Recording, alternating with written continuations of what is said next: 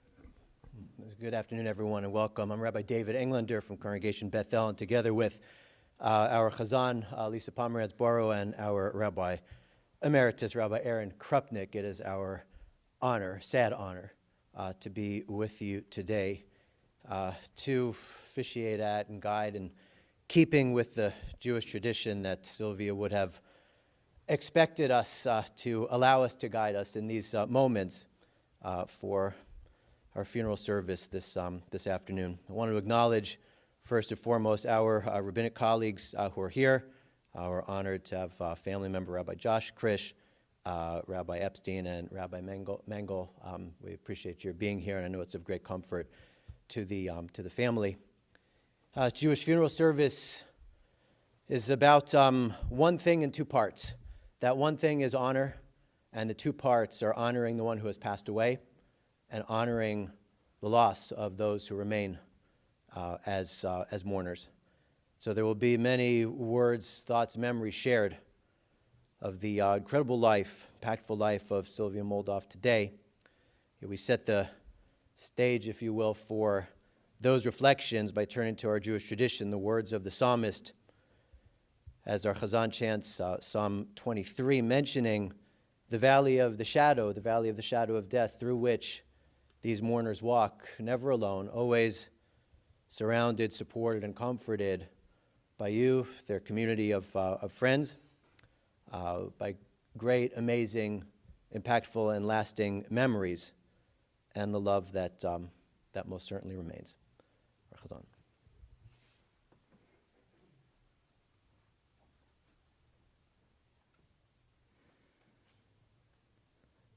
Mizmor LeDavid,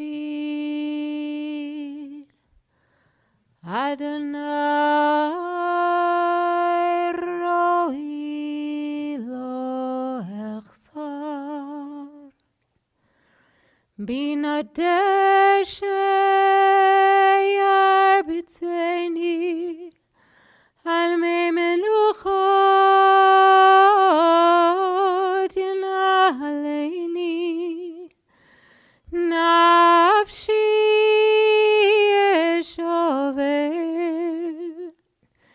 Yanecheni v'magale tzedek leman shemo, Gam ki elech begeit salmavet, Lo irara ki ata imadi, Shivtecha umishanetecha, Hema yenachamuni, Taroch lefanai sholechan, Neget zorerai, Di Shanta Vashem en Roshi Kasi Revaya Achtov Chesed Yerdifuni Koyem Echayah Veshavti bebeit Adonai leorech yamim.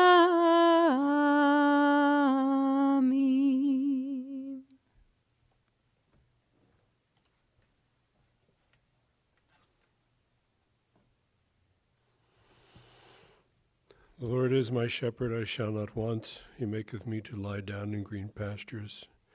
He leads me beside still waters. He guides me on paths of righteousness. God revives my soul for the sake of God's glory.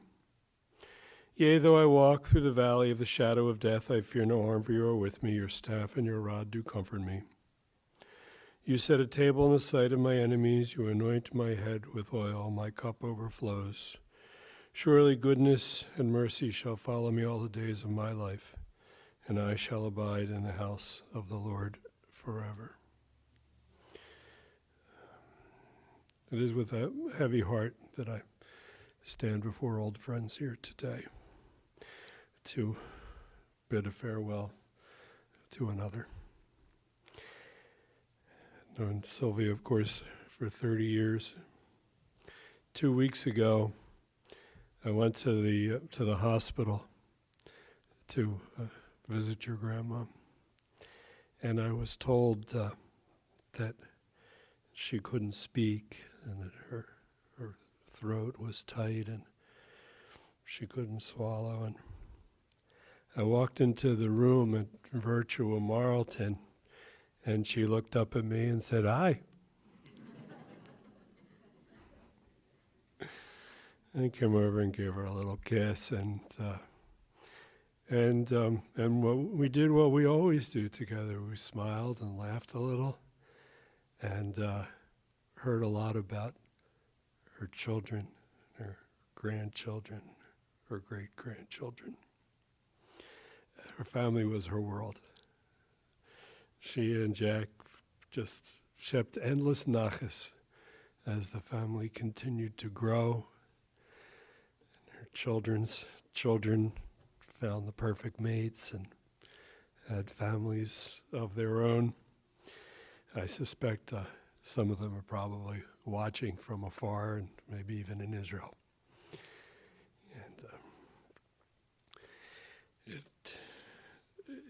when I left, she was happy as a lark, just cheerful.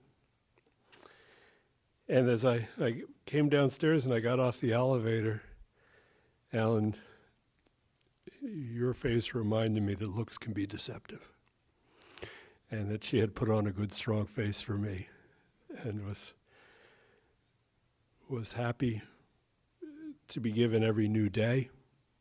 But you knew, as perhaps she herself did not, that the situation was very bleak. And yet, she was surrounded by love.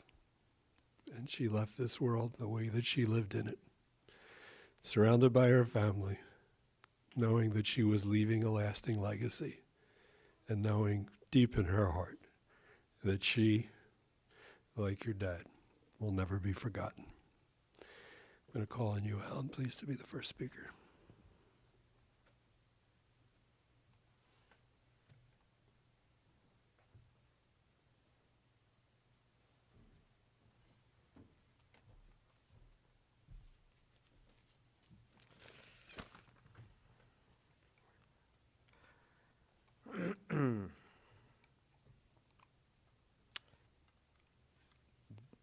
What is a mother?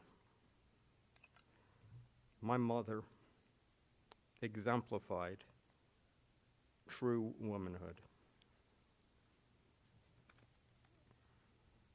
She was and is the vital force that makes each of us who we are. At a most basic level, a mother, my mother, provided me, as well as my sister Barbara and my brother Neil, may his memory be a blessing, a complete sense of security. That is what mothers do. For me, one of my earliest childhood memories is one of me sitting on my mother's lap in our home in Parkside, Camden, when I was 4 years old, cuddled in her arms, the summer before I would start kindergarten. And in my mind, to be thrust out into the world. I have a very vivid memory of that, an isolated moment in time that is burnt in my memory, and a very important one of total security and a little fear of what was to come when I left her arms. I remember the time I fell when I was also around that same age, maybe a little older, playing outside. And I cut my forehead. And I remember my mother picking me up and carrying me across a field behind my house to Lourdes Hospital for stitches in the emergency room. I remember it because I was confused and I guess a little alarmed because I didn't think that it was that serious. But my mother knew, as mothers instinctively know, that this was no ordinary cut, but one that needed stitches. Complete love, security, and safety. That is what a mother provides. That is what my mother provided. But on a deeper level, mothers provide their children a sense of values. This was certainly true, especially when I was growing up, and mothers devoted much of their time in the house and to their children. While fathers were mostly out of the house at work, fathers instilled values mostly by silent example, while mothers did so by constant interaction with their children and instruction. In that way, my mother instilled Jewish values in our house of observance, keeping a kosher home, preparing and serving festive meals for the Jewish holidays, lighting Shabbos candles every Friday night, and instilling a warm and loving sense of identity as Jews. A mother makes the home, and my mother made a Jewish home. And she instilled other Jewish values and universal values. An important value that my mother taught me was not to hate. I have a very strong recollection of a neighbor once using the word hate, and my mother sternly and very strongly telling me never to use that word. And when I questioned why, she said it was too strong of a word, too harsh. And that made a deep impression on me. Today, we have programs aimed at adults to teach people not to hate. But to me, because of my mother's instructions at an early age, it's obvious. It should go without saying. It is second nature. Another important value instilled in me by my mother was of having honest discussions. My mother always said it straight. She was forthright. She was not afraid to speak her mind. She will tell you what she thinks, whether you want to hear it or not. But you always knew you should listen. My mother was someone to go to for advice. Other mothers were always coming to her for advice, even though she was a young mother, married at 19. She would tell me, and she would say that as a young girl, she was known as a child with an adult head. And she would say it using a Yiddish phrase because that's the language that she heard it in. My mother loved life. She loved my father. She loved her children. She loved her grandchildren and her great-grandchildren. At 95 years of age, she was not ready to let go. She told us when she first got sick several weeks ago that she was not ready to die, that she still had things to see about us, our children, and our families. I believe she will see them. She will always be with us. We will always remember her with love, and she will be missed so very, very much.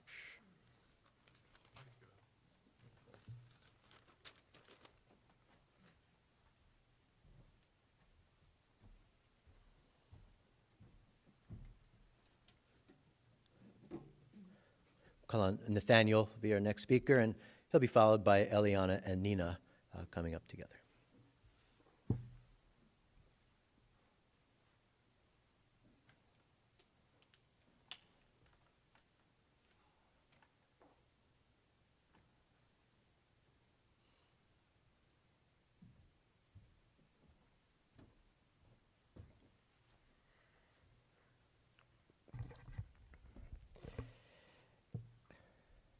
If one adjective or emotion could describe my grandmother, it would be love.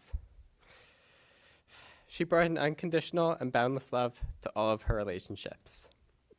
First, she loved being part of a broader community and being connected to the people in it. She enjoyed playing cards and going out for dinner with friends from their condo building. Being part of a Jewish community was especially important to her. While she might not have been the first to arrive for services, she was almost always the last to leave after Kiddush. Especially in more recent years when she was unable to attend synagogue regularly, a frequent topic of table conversation was her asking about the welfare of all her friends from the synagogue, many of whom are here with us in this room and on Zoom. And we would gladly fill her in on all the latest goings-on and life updates. Second, for a person who started her career at the age of 60, she also brought a deep love and emotional attachment to her work. She was attached both to the work and especially to the people with whom she worked at Poets Day School here in Cherry Hill. She was always excited when she had the opportunity to attend the many weddings of her younger teaching colleagues in Lakewood, and being able to positively influence the lives of young children in the community was a deep source of meaning for her. Decades later, she still remembered almost every student's name. Growing up, having a grandmother who taught at Poets was a claim to fame. Whenever I met someone who grew up in the Cherry Hill Orthodox community, I would always start the conversation with, "You might know my grandmother, Mrs. Moldoff." Needless to say, Grandmom had a deep and abiding love for her family. For a full 70 years, she and my grandfather were inseparable. They never argued, they only had conversations. You already heard from my father about how much she loved her children, grandchildren, and great-grandchildren. So I'll only add a bit about the personal relationship that I had with her as a grandson. She was always there for me through all my life's stages and accomplishments. From teaching me how to tie my shoelaces, which took a few tries and a lot of patience, but she had a lot of practice with the students at Poets, to walking me down the aisle at my wedding. It was a special merit that just before COVID hit, she was able to host the engagement party for Yael and I in the social hall of her condo building. It was one of the last big pre-COVID gatherings, and many of you were probably there. In fact, given the COVID restrictions in place at the time of our wedding, more of you were there at the engagement party that she hosted in the Mark 70 than were in person at our wedding. During COVID, I started a habit of calling my grandmom every week before Shabbat. At that point, her arthritis had worsened and she was often in physical discomfort. But whenever I asked, "How are you doing?" and this maybe goes back to what the rabbi, my father, was saying about her putting on a stoic and brave face for her when needed, she would always reply simply, "Coming along." She wouldn't say if it was a good or bad day. She just accepted life as it was. And that's another thing that I'll remember about her presence and her ability to be present in the moment and accept what is as it is. Most recently, Yael and I had the merit to just share the news of our impending arrival with Grandma. Although she will never be able to meet this great-grandchild, she was able to see several rounds of ultrasound photos. We know that she would have loved our forthcoming child with the same love she had for all of us. And I pray that Yael and I will channel Grandmom's loving, giving, caring nature as we raise this child with the same values that she raised us, and as my dad alluded to. One final thought is that our family had the custom on major Jewish holidays that my grandmother would give us all a blessing in Yiddish. And I'll try to say it as best I can. Mir sollen alle sein zusammen a good, gesund, lebendig, pernastig Jahr. And I'm not entirely sure. We haven't had a chance to translate, but that's these blessings that she gave. And there were variations every holiday and every year. That was just one of them. But I hope that all those blessings continue to be filled in us now and in the future. And to start, I know that her memory will be a blessing for all of us.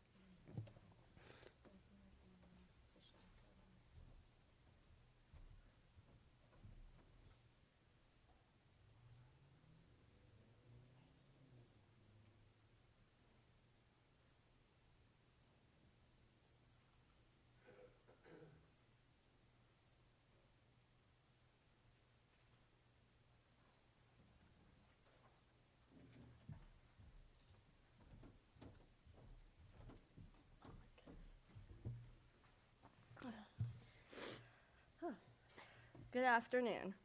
Many of you here today knew Sylvia Moldoff as Mrs. Moldoff. We would be lying if we said we didn't call her that once in a while during her lifetime. But to us, she will always be Grandma. Grandma and her parents lived a very humble life, but they never thought of themselves as poor, as they were rich in spirit, rich in faith, and rich in belief. Growing up, Grandma and Grandpa instilled in all of us a strong sense of Judaism. Whether it was celebrating the Jewish holidays and Shabbat every week, gathering together for the Passover Seder, and singing Chagad Yah, of course with Eliana, baking Hamantash for Purim, and yes, even the prune ones, teaching us some Yiddish, and encouraging our attendance at Kalman and Bethel, despite our arrival time at Shul. They wanted to ensure our faith was an integral part of our lives. As the matriarch of our mishpacha, Grandma was the glue that kept us all together. She was our biggest supporter, role model, and rock. Grandma encouraged each of us to pursue our dreams, shared with us unforgettable life lessons and invaluable advice, taught us the importance of family, and built a strong Jewish community at both Bethel and Politz. No matter what time of day it was, yet we know she preferred the late evenings. We would talk with her about work, politics, education, our relationships, and of course the Eagles and Phillies game from that day or week. She wanted to know what was going on in our lives because she cared deeply. Grandma would always open her heart and give us her very wise and honest thoughts and opinions. She wanted what was best for us, and she made sure we knew it. At the end of our conversations, whether in person or over the phone, we would finish with multiple I love yous. It was a Jewish goodbye, of course. We will talk to you soon, and you're such a good girl. Those moments will always be with us. As we gather today, we all know a part of Sylvia, Mrs. Moldoff, Mom, Grandmom, Great-Grandmom will be with us forever. We were very blessed and lucky to have her in our lives for this long. She was devoted to her family, her faith, and her community. We will never forget the countless amazing memories we made with her, and will carry along her legacy from generation to generation. Lador Vador. Our mother and father asked us to share their written thoughts with you all, so to honor them, we will do so. Hashem commands us to honor our mother and father. This commandment is strategically situated at the 5th of the 10 commandments. It bridges and elevates our relationship with our parents between our relationship with Hashem and with our fellow man. Mom and Dad honored her parents and her in-laws with love and devotion, and by doing so created a lighted path for us to follow. We have found that at times it is hard to fulfill this commandment, but it's never been a hardship. We hope and pray that we continue to honor Mom and Dad as a source of light that continues to guide us. May her memory be a blessing.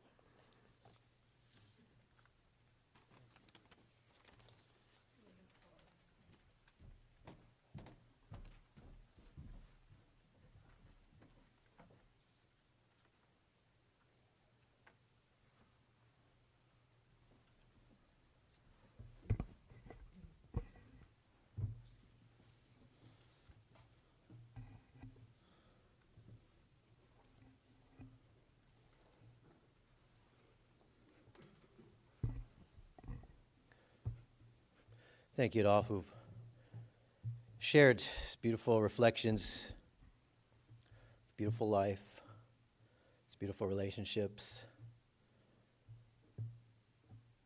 love that doesn't pass from this world. There is indeed an expression out there that age is just a number, but to Sylvia, age was more of a vague abstraction. The number itself didn't mean anything. As you heard, it was not connected to the plans that she had, the milestones she yet wanted to see, and her sense that her important work here on this earth was not yet finished. And that was very clear to me when I had the honor of seeing her the very night that she passed from this world peacefully, knowing that everyone she loved who could possibly have been with her in her last days was there and was present with her. And knowing also that those for whom distance made physical presence impossible were thinking of her with so much love and respect and appreciation. Knowing, I hope and sense, that her life was one of great accomplishment and which would leave an even greater legacy, a legacy that inspires so many to seek to follow her example of dedication to family, of loyalty, community, the Jewish people, and God, who now protects and guards her special soul. Aspects, echoes, and reverberations of her presence will remain as long as the stories of Sylvia's life are told, which is to say, down through the generations of this special family and circle of friends. Beginning of Sylvia's story took place in Strawberry Mansion, that Jewish bastion and incubator of the Jewish community of Philadelphia in that era. Born to a fully identified and observant family, her Jewish roots ran as deep as anyone's, as you all well know. The family indeed was of little means. They weren't poor. They thought of themselves as hardworking corner grocery store owners, though financial means were never great in that era. Her parents, Harry and Lillian Oberman, sought to make sure that their Sylvia, their Chaya Sarah, had what she needed. She was a young child. Tragedy would strike, not for the last time, when her younger sister, Fega, was struck by a car while on a sidewalk, lost to the world at only 3 years old.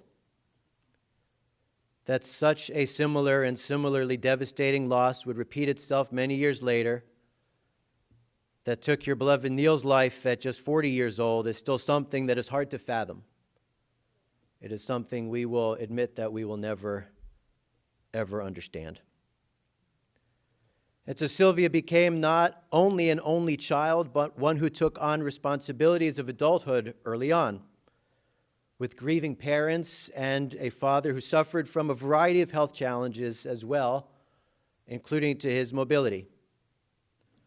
Sylvia excelled in high school, but she didn't consider college. It just wasn't in her mindset. It was not, if you will, in her plans. She was going to go to work. She's probably going to get married.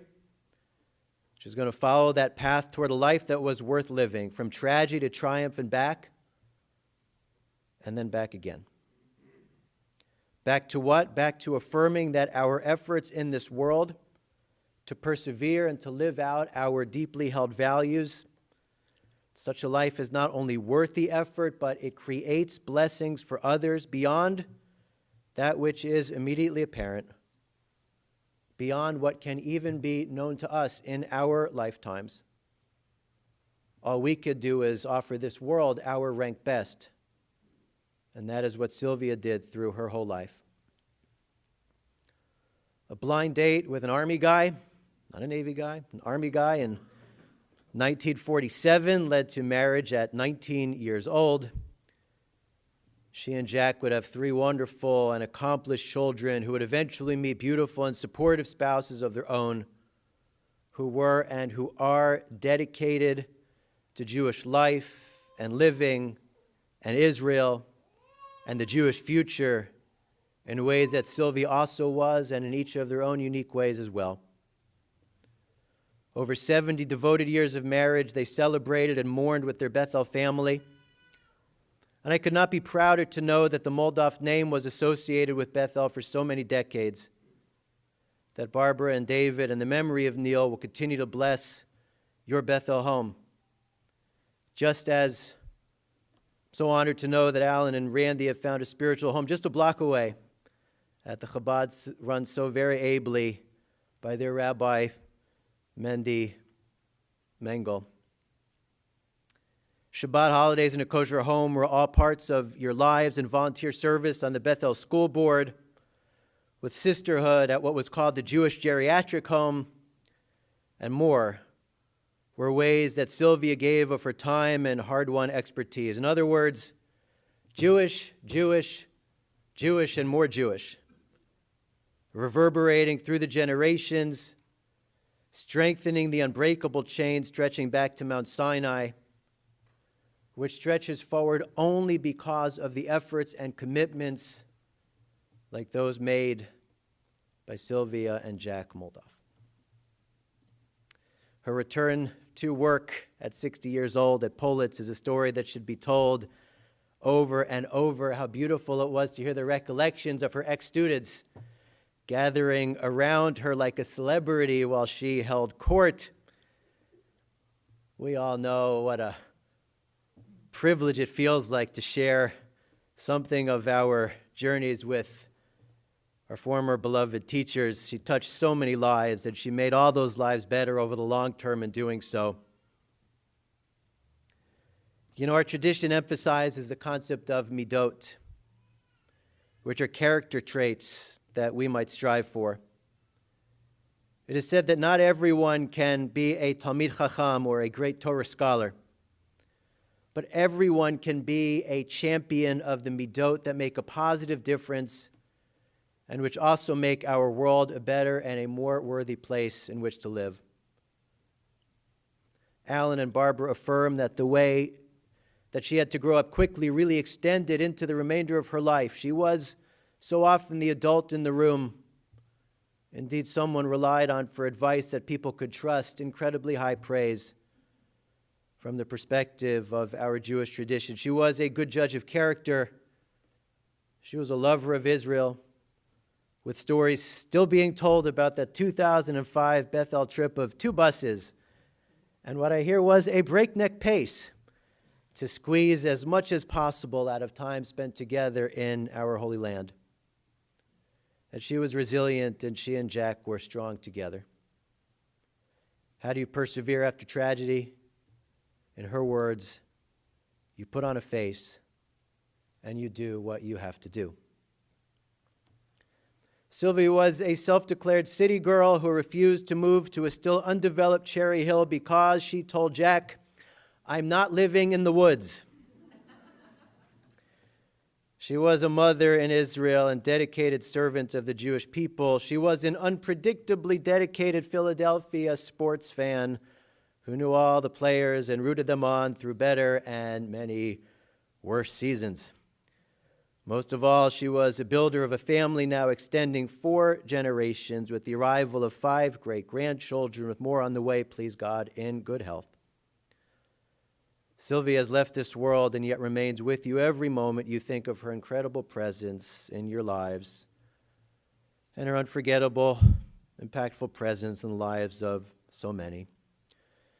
Even Monday night, that fire of determination and dedication was still very much in her eyes.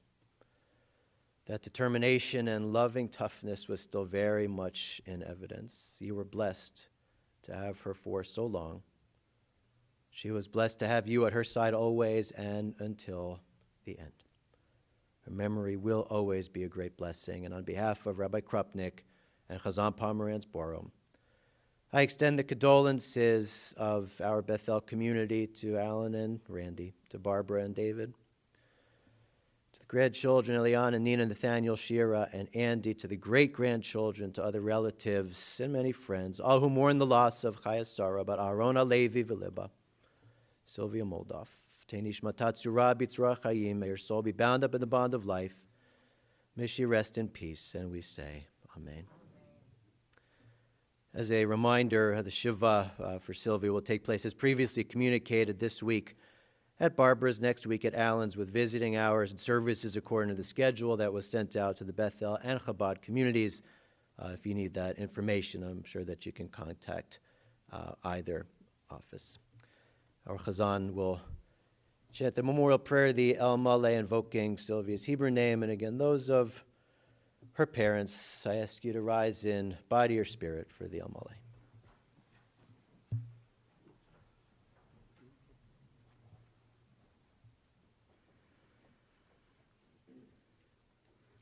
El Maleh Rachamim, Shochen Bameromim, Hametzeh Menucha Nechona Tachat Kanafei HaShechina, Bemalot Kedoshim U'Tehorim, Kezohar Arakia Mazehirim, Et Nishmat Chaya Sura Bat Aaron Halevi Veliba, Shehalcha Le'olama, Began Eden Temenuchata, Ana Balarachamim, Tastira Beseter Knafecha Le'olamim, V'titzra Bitra Chaim Et Nishmata, Adonai hu nachalata, v'tanuach b'shalom hamishkava, v'nomar Amen.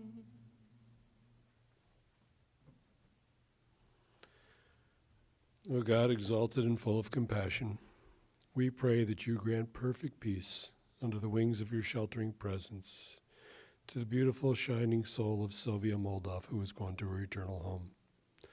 Master of mercy, we beseech you, remember the countless acts of kindness she shared as she guided her family with love and devotion.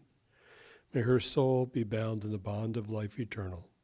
Her memory be a source of inspiration in our hearts and our homes forever. May she rest in peace. And together we say, Amen. You may be seated, please.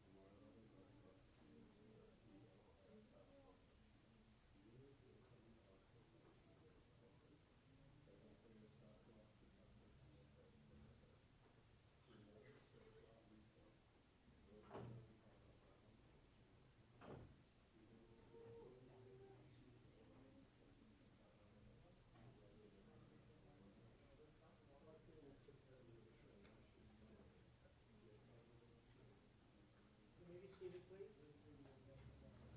I'm asking you kindly remain seated, please, just for a moment.